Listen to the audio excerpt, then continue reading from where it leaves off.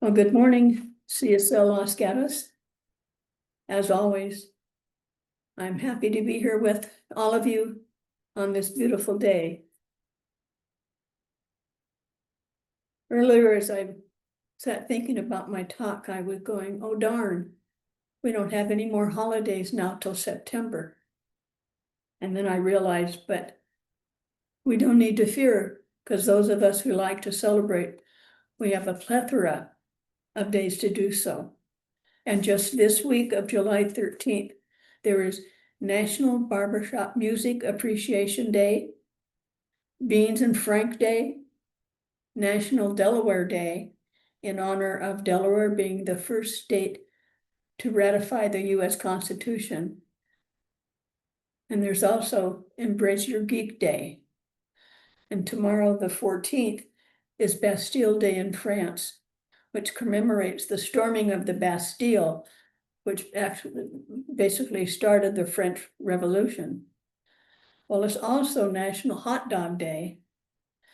And then we end the week, the 19th, with National Daiquiri Day and Stick Your Tongue Out Day. Now, the internet is just filled with all of this stuff. And I won't tell you, I'll admit to an hour, but it was probably more that I was going through those things and laughing. The internet is our friend sometimes. And for all of that, it's as it's written in Psalms 118, chapter 24, verse 24. This is a day the Lord has made. Let us rejoice and be glad in it. Now that sounds like pretty good advice for any day. Well, in this month of July, we continue with our yearly global theme of rising higher, going deeper. And the monthly theme for July is rolling in the deep. And Rabbi Alice started us off the month with her talk, Remember the River Dolphins. Now, I wonder if everybody but me knew there were river dolphins. I didn't know there were river dolphins. She first spoke about the qualities and insights we may have gotten from our ancestors and our upbringing that we may have gotten or that have resulted in some ideas of disability or limitations. And she went on to talk about embracing our personal power, recognizing that we have the ability to overcome our perceived limitations, and how, even with those perceived limitations, we do have the power to thrive.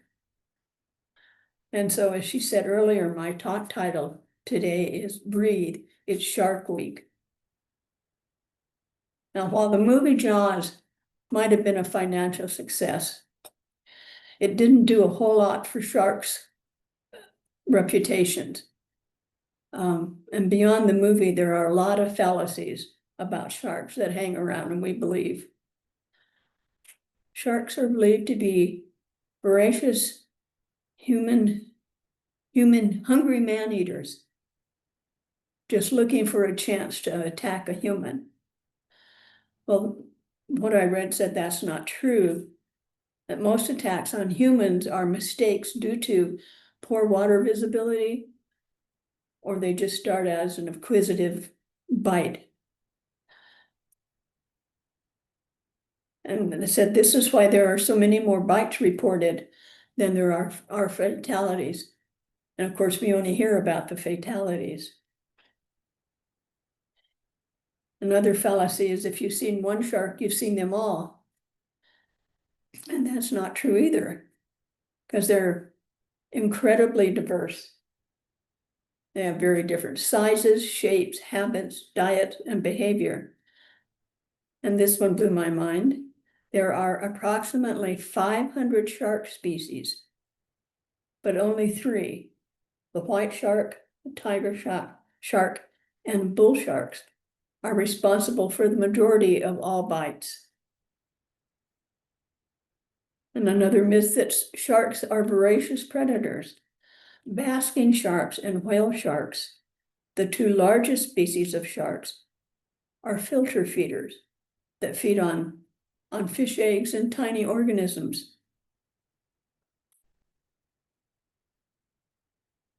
And there's another fallacy that sharks have very tiny brains. It says sharks and rays have some of the largest brains of all fishes, with the brain to body size comparable to birds and mammals. I thought that was an interesting one.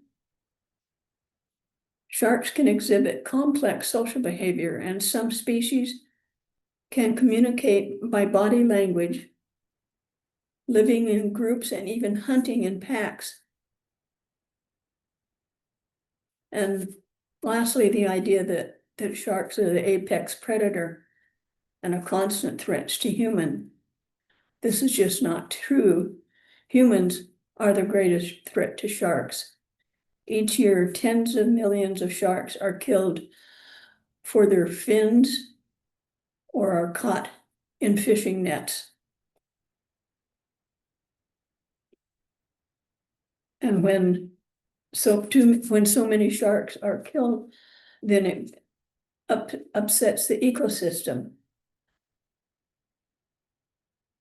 And although sharks are killed for their fins, they've proven that there really is very little nutritional value, even though some cultures believe otherwise. And in some cultures, it's not about nutrition that they want the fin. Anyhow, I watched an interesting video. I think it was a few days ago. This woman, scuba diver, was somewhere in the ocean, and a shark started to swim towards her. And instead of continuing to come face to face with her, it veered off to one side a little bit. And as it did, she noticed there was a fish hook in its mouth. And so, being a brave woman, she put her hand and her arm in the fish's mouth and pulled out the shark's mouth and pulled out the fish hook. And the shark then just kind of swam around her like it was saying thank you. And before she knew it, here come a bunch of other sharks, and they all had fish hooks. And she stuck her hand in their mouth and pulled them out. And then she showed this board, and that in the course of a year, she had removed 300 fish hooks from 300 sharks. And I'm quite sure they were pleased. She seemed pretty happy too.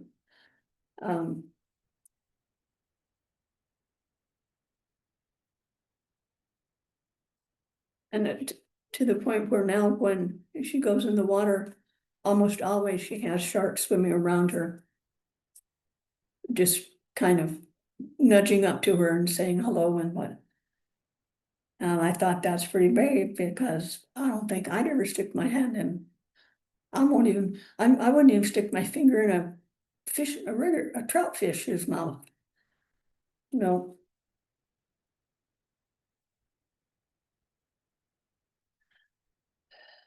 And one of the other beliefs about sharks that's also unfounded,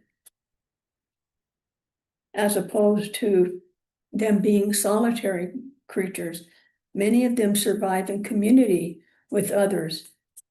In her book, Undrowned, Alexis Pauline Gumbs write about the black-tipped reef shark who live in the coral reefs of the Pacific and Indian Oceans. And while they inhabit vast areas, individual sharks are pretty much homebodies, staying close to their section of the reef, where they help keep the reef clean and healthy by feeding on the organisms that also live in the reef.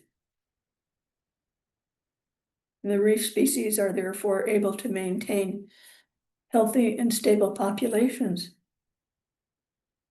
As I get closer to the rest of my talk, I want to preference it with some information from the Home Office. First, that Ernest Holmes teaches that we should celebrate our unique existence. And secondly, this quote from his book, This Thing Called You. If the spirit has seen fit to express itself through a physical universe, and to give you a physical body, it would be absurd to think that this body or environment is an illusion unworthy of your attention. Rather, you should think of them as things of joy.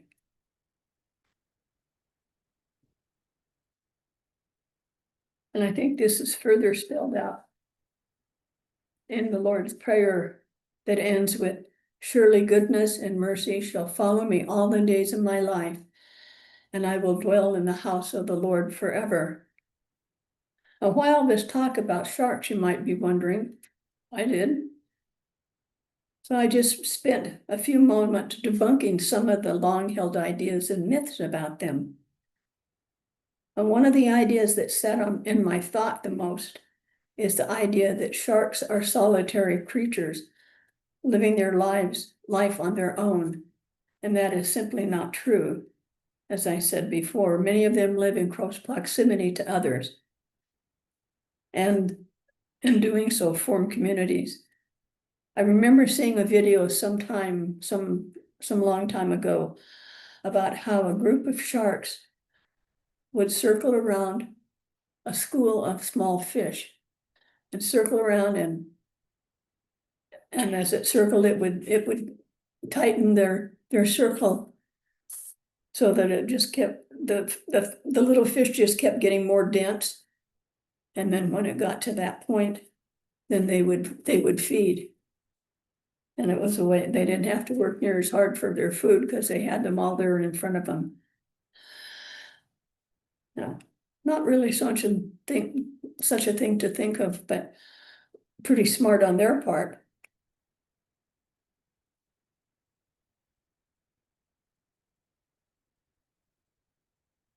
And how, well, this proof about how they're working together with each other to provide better opportunities to survive.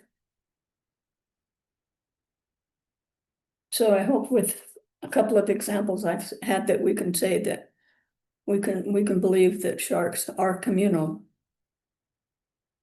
And this above, of course, took me to the fallacy of the American ideal of the rugged individual as depicted in fiction and movies. So picture John Wayne as the story of a heroic loner who sucks it up, takes care of business, and then rides off into the sunset with only his horse for company. And it's interesting to me, at least, how the idea of the rugged individualism came to be an ideal many aspire to. It is a term that indicates that an individual is self-reliant and independent from outside assistance or support. And it was the idea that was coined by President Herbert Hoover. And that idea of I can do it all myself, or anything I have acquired has been by my own means. Now, I think that as much as a fallacy as sharks being loners. Sure, we can toil at our task, and yes, may have created much of what we need on a daily basis. But I'll bet even the pioneers who built up their homesteads needed some goods from others. I'm thinking of some of the materials needed to build their homes, like saws to cut down trees and to cut the trees into the needed boards. And now I suppose there are some people who didn't need anything like that, but I'll bet you the majority did. And as I said, many of us feel quite independent. And in some parts of our lives, we may very well be. But let's take a look at the first hour or so of our day and what we do it with. Now, there may be some people who still wake up with the sunrise, but I think the majority of us use alarm clocks. And there may even be some people who live by lamplight, but the majority of us depend on electricity to light our way. What about indoor plumbing? Coffee makers, eggs for breakfast, milk for our hot chocolate, Those things barely get me through the first 30 or 45 minutes of my day, maybe the first hour I am up. And so it goes throughout the day. Just as we depend on things others have made, we depend on others to form our communities. For humans are fundamentally social beings, predisposed to living in groups and forming social connections for well-being and survival. From an evolutionary basis, cooperation within groups is essential for the survival of, was essential for the survival of our ancestors. Deep-seated needs for belonging and to be understood is crucial for mental and emotional health. We thrive better when we are living in social and cultural groups, where we learn from the people that comprise the group and are influenced by social norms, where young members learn skills necessary for individual and group survival. Communal living provides social interactions, support, safety, and security, shared responsibilities and resources, education and skill development. Communal living has economic advantages through shared resources. And there are plenty of advantages of communal living, although it can come at a cost, most notably to individual privacy. And there are always the potential for conflict and difficulty around decision-making. These challenges can be minimized through clear communication and well-defined expectations. Being part of a community significantly influences not only economic security, but also enhances physical and mental well-being. Now, I know I have shared this story with you before, but I think it is sort of appropriate to share it again to reiterate what I have just said. After the end of World War II, there were many, many orphanages, probably in all of Europe, but in particularly in England, where many, many infants were warehoused in these orphanages. Now, these babies had their nutritional needs. They were bottle fed. You know, the person in the unit would prop the bottle up, and so they had what they needed physically, nutritionally to survive. But the mortality rate was horrendously high throughout all the orphanages, except seemingly almost overnight. This one unit in one orphanage, all of a sudden, the infant mortality rate went way, way down. And of course, they were trying to figure out why. Babies were still getting fed. And what they finally learned was that there had been a new nurse there, a new night nurse. And she, instead of just propping the bottle, would pick up the baby and feed the baby for a little bit of time. Where throughout the night, I have no idea how many babies would be in a unit, but throughout the 8 hours or whatever she worked, she would have picked up each child and held it for a little bit while she fed it. Would have put them back down, and the bottle still had milk in it, would probably prop the bottle back up. But that is absolutely the only thing that changed. And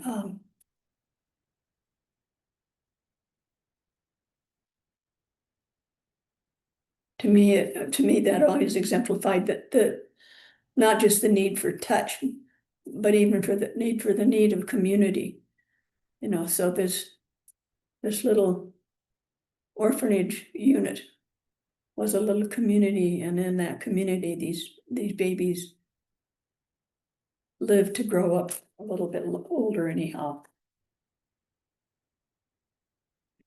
Now, I'm not naive enough to think communities can solve all our problems. There are vast inequities in resource allocation throughout communities, but the basic benefits run through most of them.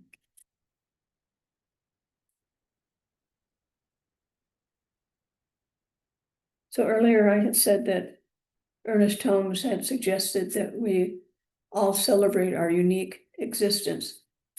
Celebrating our unique existence means embracing our individuality and recognizing the value of our distinct personalities, perspectives, and experiences. It's about accepting our perceived flaws and imperfection while appreciating our strength and talents and noticing that it is our differences. Is what makes us special. We live in a very diverse world. No two people, even twins, are exactly the same. We each have characteristics that are especially unique to us, that perhaps is the beauty of our world, the myriad of differences between us and around us. We all have strength and we all have flaws. There seems to be a human condition where we tend to give our perceived flaws so much more attention than we do our strengths. So I asked Reverend Alice to play a YouTube clip that to me exemplifies the idea of unique existence. I first found this video a few years ago and was mightily impressed by the strength and character of the individual. So Reverend Alice, can we still do that?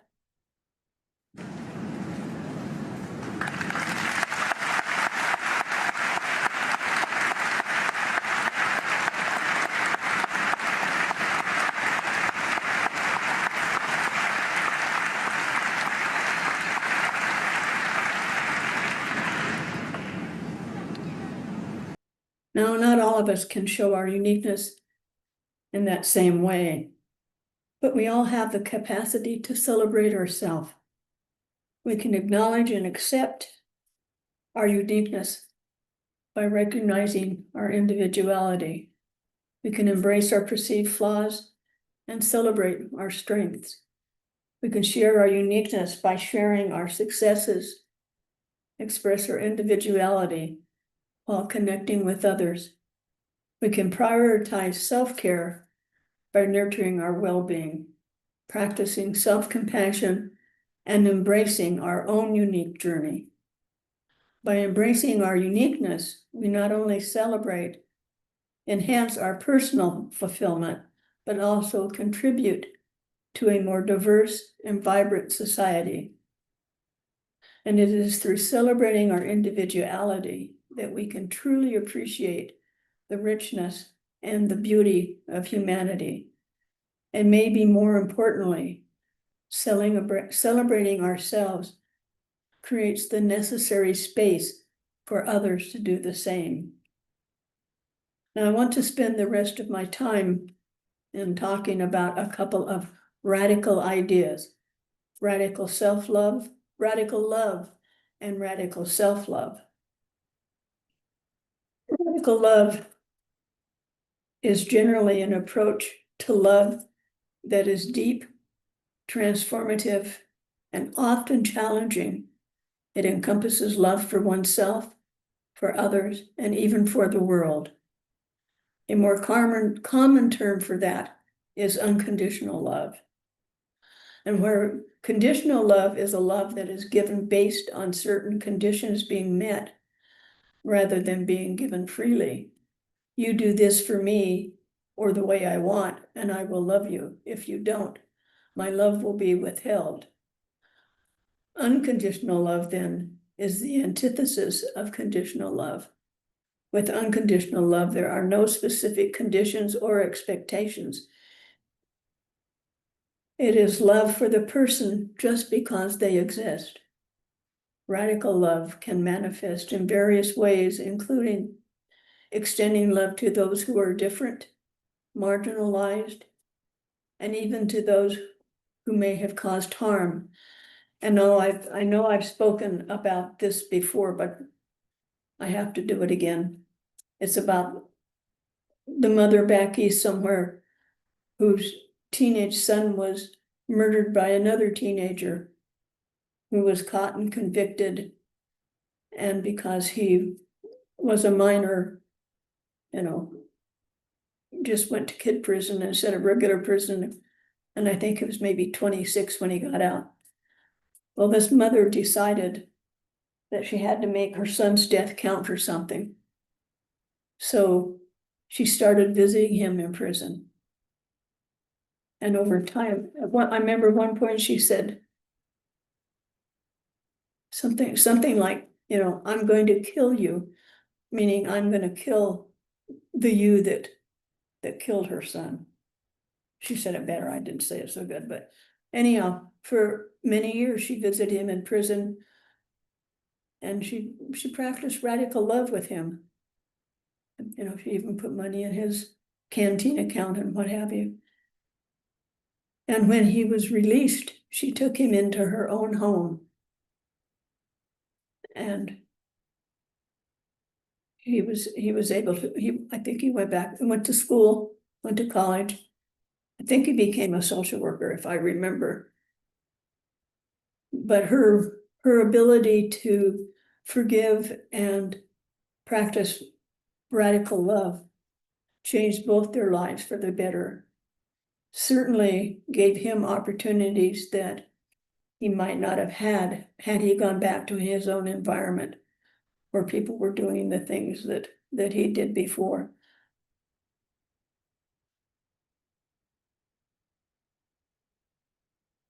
I always wondered, would I be able to do that? Thankfully, I didn't have to find out, but.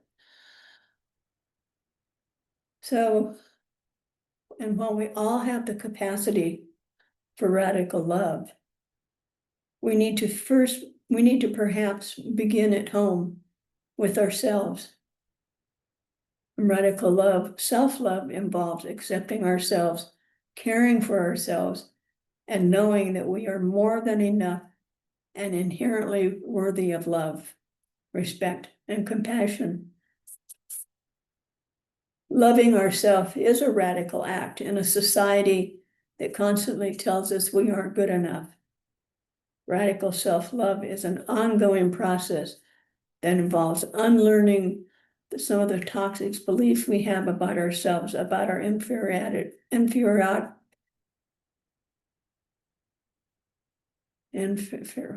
I can't say that. And replacing those ideas with acceptance and compassion. So I get to practice that right this morning because I couldn't say that. Inferiority. There's a word. Okay. All right. Now, one definition of radical is characterized by a marked departure from prevailing methods, practices, or ideas, and it is often unorthodox. Now, it's true that whole populations have conspired to keep people in their places.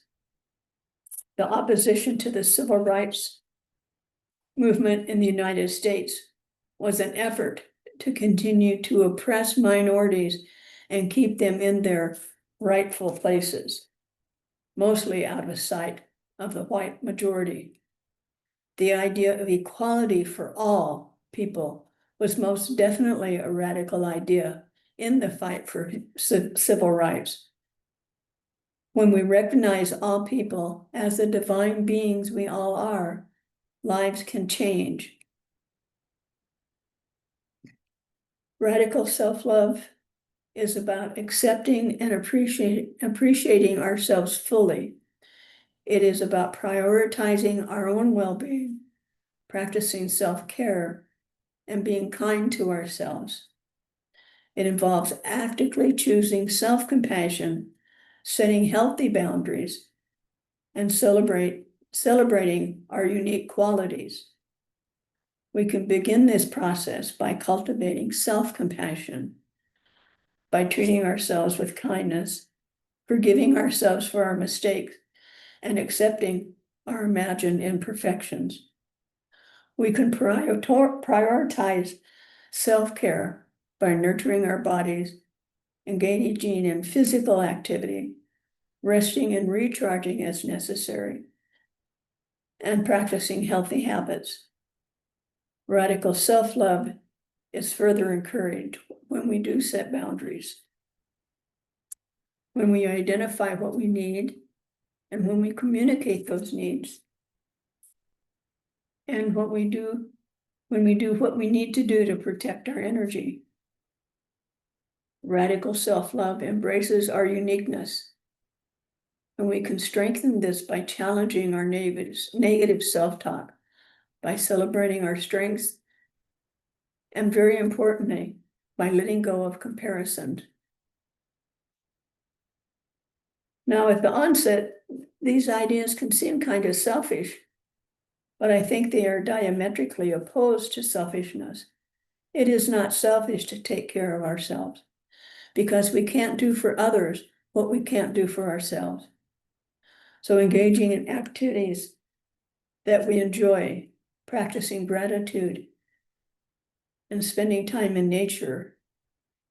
Now, if you're having difficulty with any of these ideas, it might help to talk to a friend or a family member, particularly someone you know who engages in radical self-care.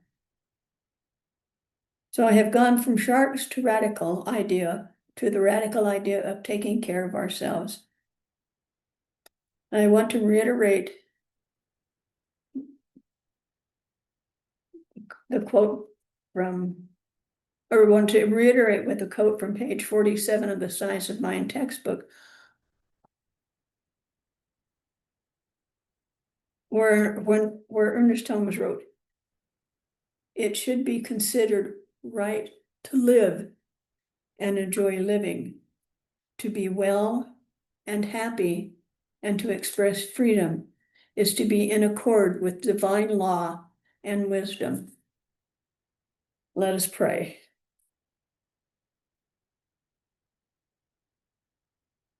Let us pray that we all have the courage to take care of ourselves, to appreciate the perfection from which we came, to be willing to let go of any idea that tells us we are anything other than the most beloved child of God. May we all always accept and know the truth of our worth, that we are worthy of every good thing that we can conceive of. For God, as God, has given us the whole world from which to choose. So this day I commit to myself to practice at least a little bit more of self-care and self-compassion, to let the way I am be the perfect way it needs to be. And may all who are on this Zoom call know within themselves the truth and beauty that they are. And may they walk through life with celebration for the unique beings that they are. And as part of the Buddha's prayer goes, may all beings be happy, may all beings be healthy, and may all beings be free from the suffering of forgetfulness. And may we all glory in the truth of who we are. And as we go through our day, may we remember to let our light shine, for in that light is the truth of being. So I'm so grateful for the life we've all been given. So I say thank you, and together we say, and so it is.